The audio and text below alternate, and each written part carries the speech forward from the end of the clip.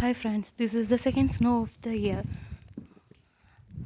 This is actually happening today, 22nd February 2026. This is the second blizzard winter storm that is happening in Northeast.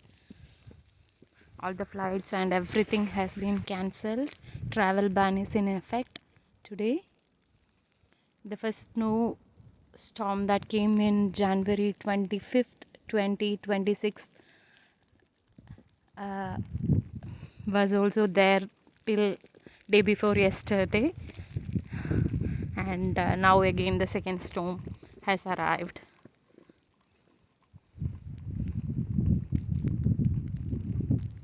See how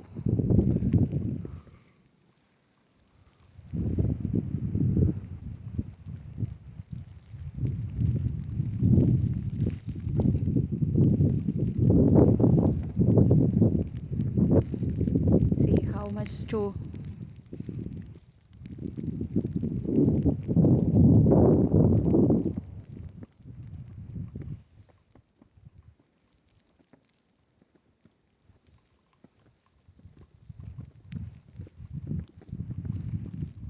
Cars are all covered in snow.